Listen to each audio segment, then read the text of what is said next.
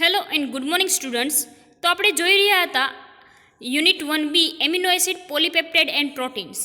તો લાસ્ટ લેક્ચરમાં આપણે જે ટોટલ 6 મેથડ હતી એમિનો એસિડના સિન્થેસિસની, એમાંથી આપણે જે લાસ્ટ 3 બાકી હતી, નૂપ સિન્થેસિસ, હાઇડેન્ટોઇડ મેથડ અને ફિશરના મેલોનિક એસ્ટર દ્વારા એમિનો એસિડનું સિન્થેસિસ.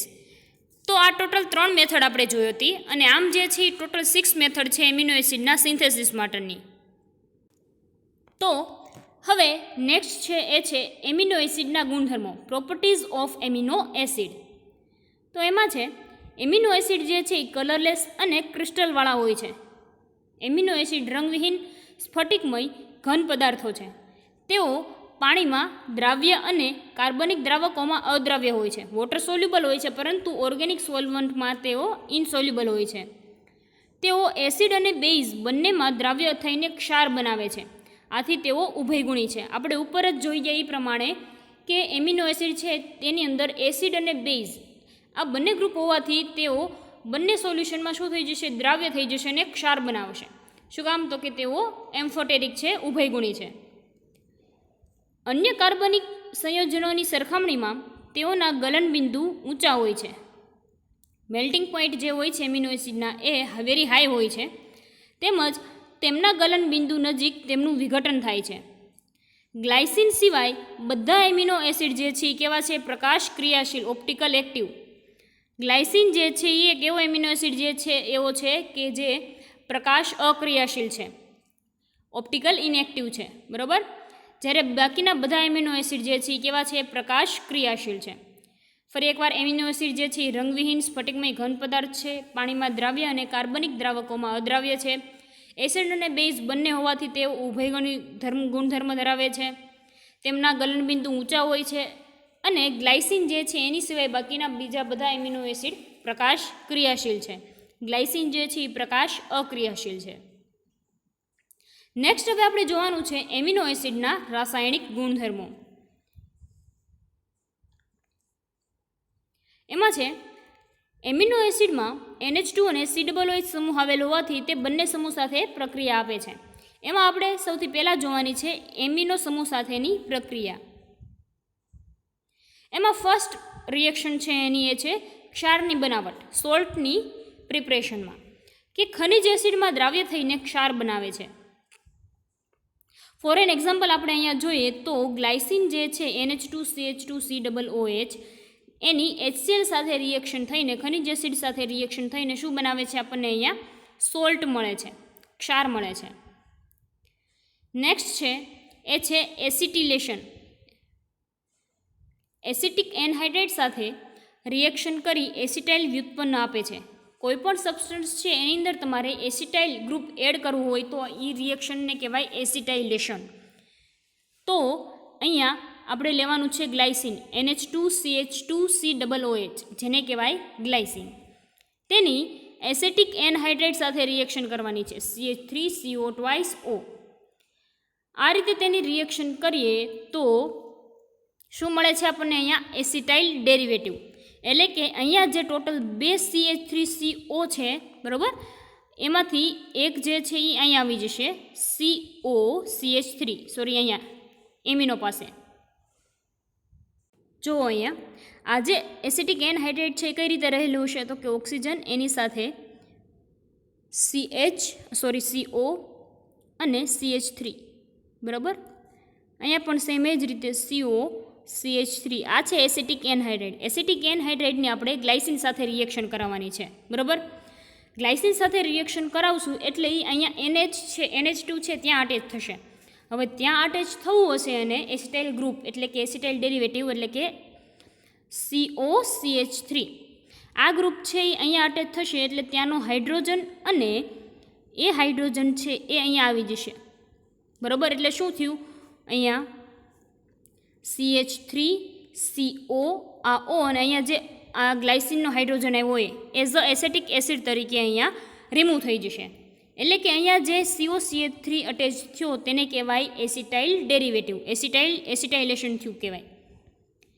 એના પછી છે બેન્ઝોઇલેશન.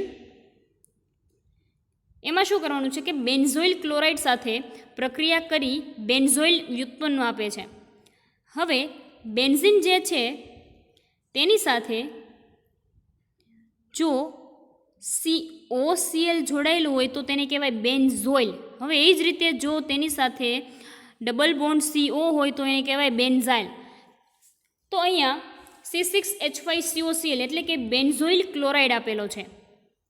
બેન્ઝોઇલ ક્લોરાઇડની એમિનો એસિડ સાથે રિએક્શન કરીએ એટલે કે ગ્લાયસિન સાથે, તો HCl જે છે એ રિમૂવ થશે. HCl ક્યાંથી રિમૂવ થશે? જો અહીંયા આ NH2 છે તેમાંથી હાઇડ્રોજન અને આ જે COCl છે C6H5COCl આ Cl એઝ અ HCl તરીકે રિમૂવ થઈ જશે. હવે અહીંયા શું વધ્યું? NH. એ અહીંયા આવી ગયું NH, એની સાથે CH2COOH અને આ જે COC6H5 છે એ અહીંયા NH સાથે અટેચ થઈ જશે. તો આ મળ્યું આપણને બેન્ઝોઇલ ડેરિવેટિવ. નેક્સ્ટ છે એ છે આલ્કાઇલેશન. આલ્કાઇલ હેલાઇડ સાથે એમિનો એસિડની રિએક્શન થતાં એન આલ્કાઇલ ડેરિવેટિવ મળે છે. ગ્લાયસિનની આલ્કાઇલ હેલાઇડ એટલે કે RI એની સાથે હેલાઇડ તરીકે અહીંયા આયોડિન લીધેલો છે, રિએક્શન કરીએ તો આપણને એન આલ્કાઇલ એટલે કે આ જે નાઇટ્રોજન છે એની સાથે આલ્કાઇલ ગ્રુપ છે એ અટેચ થશે એટલે એને કહેવાય એન આલ્કાઇલ ડેરિવેટિવ મળે છે. નેક્સ્ટ જે છે પ્રોસેસ એમાં શું કરવાનું છે તો કે નાઇટ્રોઝિલ ક્લોરાઇડની રિએક્શન. નાઇટ્રોઝિલ ક્લોરાઇડ કોને કહેવાય? NOCl. આ જે સબસ્ટન્સ છે એને કહેવાય નાઇટ્રોઝિલ ક્લોરાઇડ. એમિનો એસિડની નાઇટ્રોઝિલ ક્લોરાઇડ સાથે રિએક્શન કરીએ ત્યારે નાઇટ્રોજન ગેસ N2 વાયુ H2O જે છે એ છૂટું પડે છે અને ક્લોરો એસિડ બને છે. ક્લોરો એસિડ કઈ રીતે મળશે? હવે જુઓ તમે અહીંયા આ જે છે આ N2 ગેસ પર જો અહીંયા Cl, આ જે Cl છે એ અહીંયા CH2 સાથે અટેચ થઈ જશે આખું, બરાબર. હવે વધ્યું શું? આ NO અને આ NH2. આ જે NO છે NO એમાંથી આ નાઇટ્રોજન અને આ nitrogen as a N2 gas તરીકે રિમૂવ થઈ જશે. તો હવે ફક્ત શું વધ્યું છે? એમાં અહીંયા ઓક્સિજન વધ્યો છે અને અહીંયા H2 વધ્યું છે, તો એ એઝ અ H2O તરીકે રિમૂવ થઈ જશે. જો ફરી એકવાર આ જે Cl છે તે આ CH2OH સાથે અહીંયા અટેચ થઈ જશે, બરાબર. તો હવે શું વધે છે? ખાલી અહીંયા NO વધે છે અને અહીંયા NH2 વધે છે. હવે આ નાઇટ્રોજન અને આ nitrogen as a N2 gas તરીકે રિમૂવ થઈ જશે અને આ H2 અને આ O H2O તરીકે રિમૂવ થઈ જશે. એટલે નાઇટ્રોઝિલ ક્લોરાઇડ સાથે આપણે એમિનો એસિડની જ્યારે રિએક્શન કરીએ છીએ ત્યારે નાઇટ્રોઝિલ ક્લોરાઇડની સાથે રિએક્શન કરતાં ક્લોરો એસિડ બને છે, બરાબર. નેક્સ્ટ છે નાઇટ્રોઝિલ ક્લોરાઇડ સાથે થઈ ગયું, બરાબર. એના પછી છે નાઇટ્રસ એસિડ સાથે રિએક્શન. નાઇટ્રસ એસિડ સાથે રિએક્શન, નાઇટ્રસ એસિડ એટલે કે HNO2. HNO3 હોય તો એને કહેવાય નાઇટ્રિક એસિડ. જે તમારું ટેબલ રિએજન્ટ એટલે કે તમે લેબોરેટરીમાં જે ટેબલ ઉપર વર્ક કરો છો એમાં ચોથા નંબરની બોટલ હોય છે એ છે નાઇટ્રિક એસિડની. તો નાઇટ્રસ એસિડ સાથે રિએક્શન કરવાથી હાઇડ્રોક્સી એસિડ મળે છે. જોઈએ આપણે કઈ રીતે. ગ્લાયસિનની HNO2 સાથે રિએક્શન કરીએ તો આપણને અહીંયા હાઇડ્રોક્સી એસિડ એટલે કે હાઇડ્રોક્સી સમૂહ જે છે એની સાથે એસિડ ગ્રુપ જોડાયેલું છે એટલે એને કહેવાય હાઇડ્રોક્સી એસિડ મળે છે.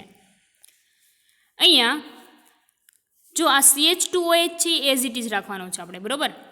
પછી શું કરવાનું છે? હવે એક H2O મોલેક્યુલ્સ રિમૂવ થઈ જશે, બરાબર. આ H આ O2 થઈ ગયું H2O મોલેક્યુલ, આ હાઇડ્રોજન અને અહીંયાથી આ NHમાંથી હાઇડ્રોજન અને આ જે O2 છે એક અહીંયાથી હાઇડ્રોજનના O2માંથી એક ઓક્સિજન એઝ અ H2O તરીકે રિમૂવ થઈ ગયું, બરાબર. હવે N2 એટલે કે આ નાઇટ્રોજન અને આ નાઇટ્રોજન, બરાબર, શું થઈ ગયા? એઝ અ N2 ગેસ તરીકે રિમૂવ થઈ ગયા. હવે ઓક્સિજન જે અહીંયા એક હાઇડ્રોજન વધ્યો છે તે અને એક ઓક્સિજન અહીંયાથી જે 2 ઓક્સિજન હતા એમાંથી આ OH છે એ અટેચ થઈને અહીંયા CH2OH સાથે જોડાઈ જશે અને બનાવશે હાઇડ્રોક્સી એસિડ.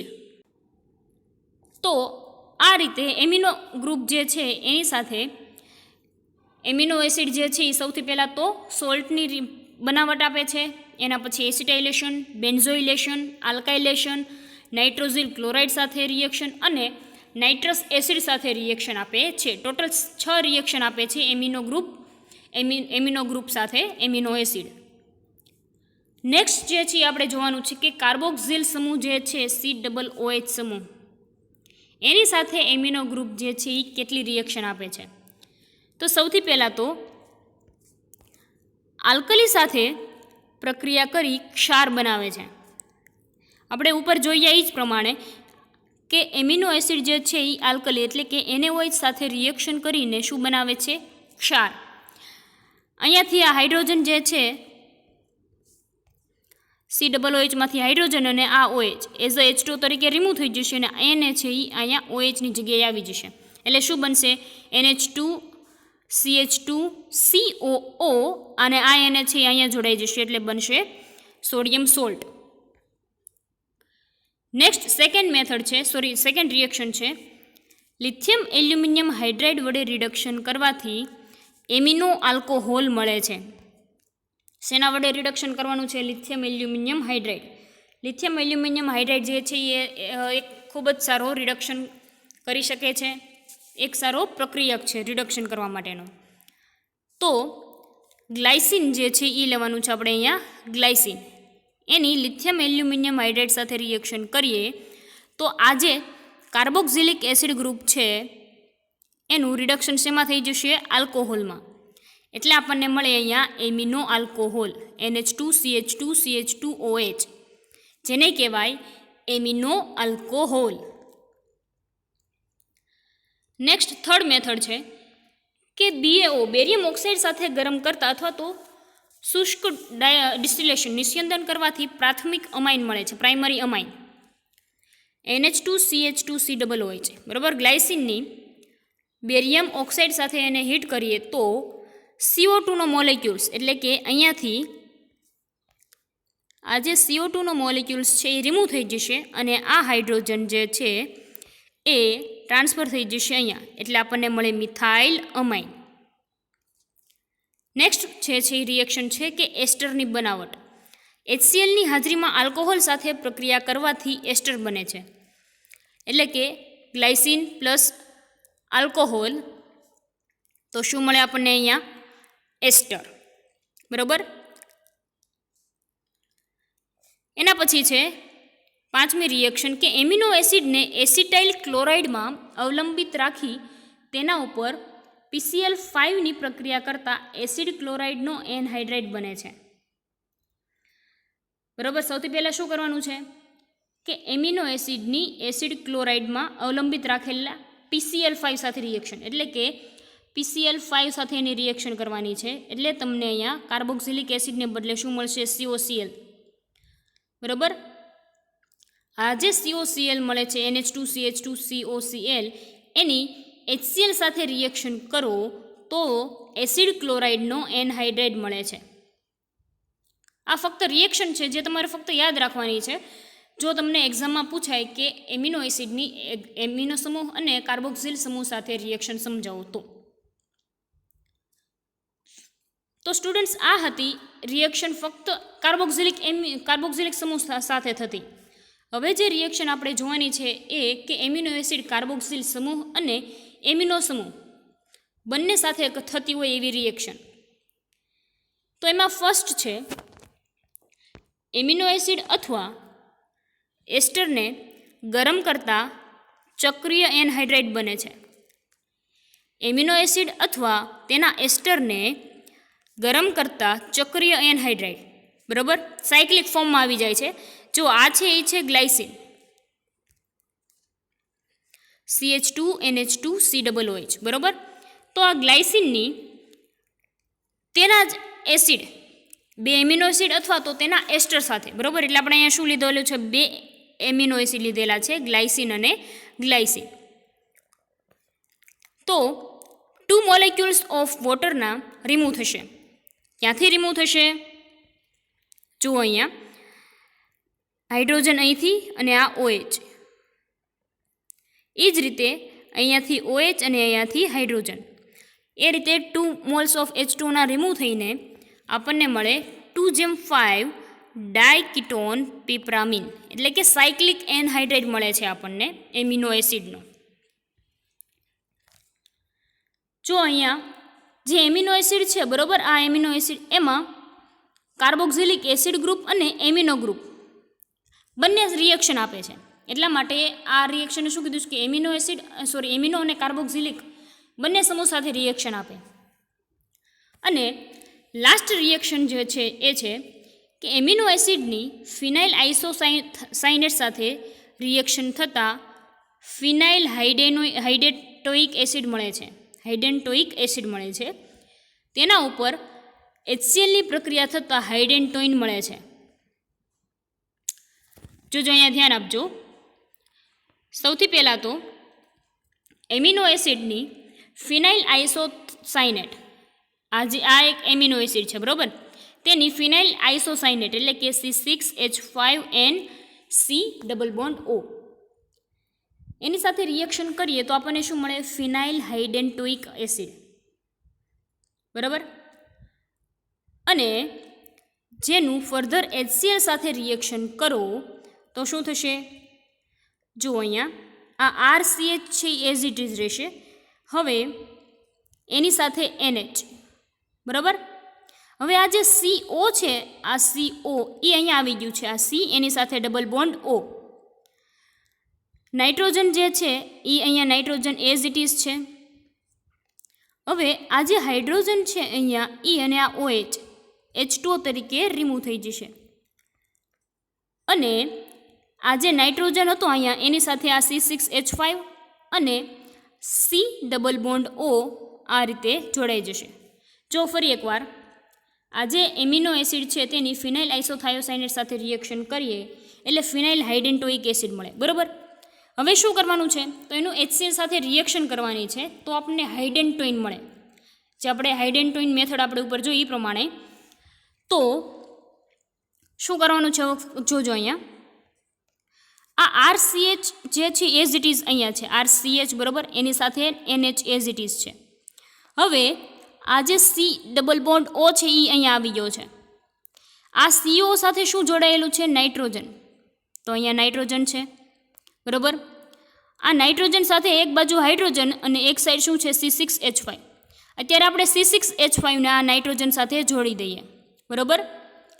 તો હવે આ જે COOH ગ્રુપ છે એમાંથી આ OH અને અહીંયા જે આ હાઇડ્રોજન વધ્યો તો એ એઝ અ H2O તરીકે રિમૂવ થઈ જશે બરાબર. તો હવે શું વધ્યું? ફક્ત આ નાઇટ્રોજન સાથે આ C⋯O ગ્રુપ છે એ અટેચ થઈ જશે એટલે આપણને મળી જશે હાઇડેન્ટોઇન. તો સ્ટુડન્ટ્સ આ હતી રિએક્શન્સ બધી એમિનો એસિડની કે જે એમિનો ગ્રુપ સાથે અને કાર્બોક્સિલ ગ્રુપ સાથે તે આપે છે.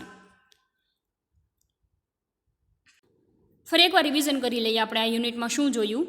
સૌથી પહેલાં તો આપણે જોયું એમિનો એસિડ વિશે કે પ્રોટીનના જળ વિભાજનથી એમિનો એસિડ મળે છે. એના એક્ઝામ્પલ જોયા ગ્લાયસિન અને એલેનાઇન.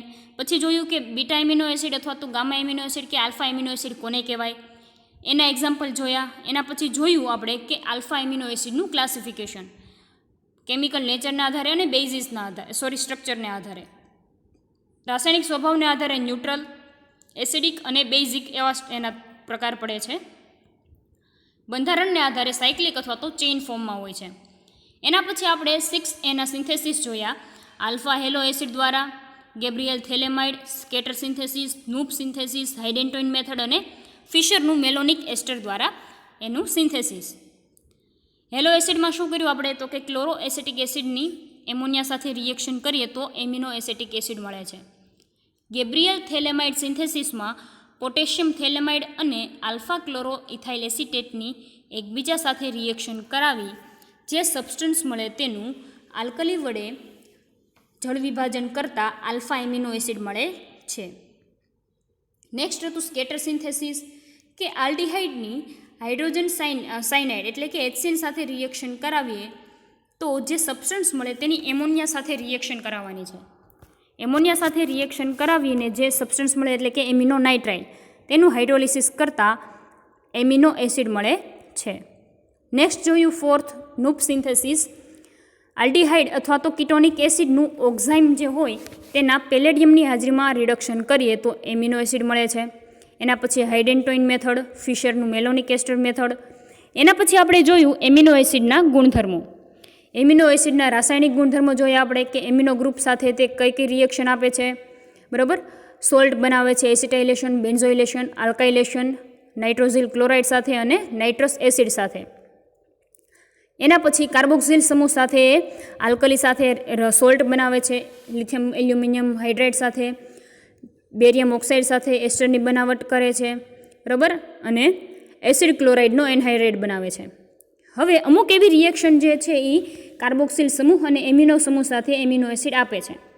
એવી કઈ રિએક્શન છે તો કે સાયક્લિક એનહાઇડ્રેટ બનાવવો અને હાઇડેન્ટોઇન મેથડ જે છે બનાવવી, એ રિએક્શન જે છે એ એમિનો એસિડ કાર્બોક્સિલ સમૂહ અને એમિનો સમૂહ સાથે આપે છે.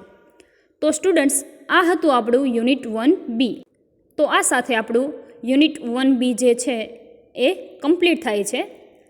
ત્યાં સુધી તમે લોકો આ લેક્ચર વાંચજો, જોજો, રિવિઝન કરજો.